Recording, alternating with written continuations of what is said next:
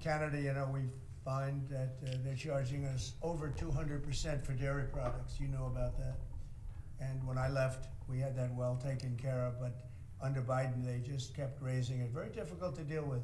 Now he's coming for our cows. The American president finding another lie to justify his trade war against Canada, this time claiming exorbitant tariffs on American dairy. Those facts are just not true. Canada's dairy tariff is 7.5%. You can see it on the CBSA's annual tariff sheet. Canada sets a quota on how much foreign dairy comes in. If an importer breaks their quota, the tariff goes to 241%. This is already part of the USMCA, the trade deal Trump himself signed during his first term in office. Trump says he's looking at tariffs on Canadian dairy and lumber equal to what he thinks Canadian tariffs are. We may do it as early as today, or we'll wait till Monday or Tuesday. My message to the president is this: knock it off. Stop the chaos.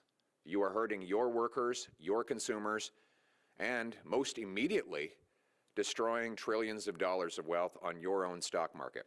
Friday morning, conservative leader Pierre Poilievre called on Trump to stop the on-again, off-again tariffs and attack the Liberals for failing to prepare Canada for trade without the Americans. The NDP, meanwhile, say workers are already losing their jobs in the trade war.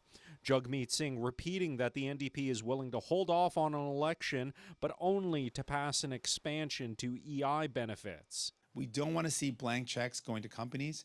We want to see supports with ironclad strings attached, that they are tied to keeping jobs in place, keeping salaries in place. Today, I'm outlining the mitigation portion of our plan and the steps we are taking as a government to protect our workers and see them through the crisis, come hell or high water. Meanwhile, the first supports for workers and companies have been announced with an expansion of the federal work-share program.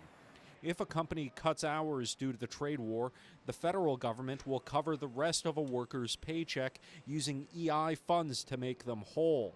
More companies will also qualify for the program. The labor minister didn't rule out an EI expansion, but says the situation is still too fluid to commit to that. In Ottawa, Xiaoli Li, City News.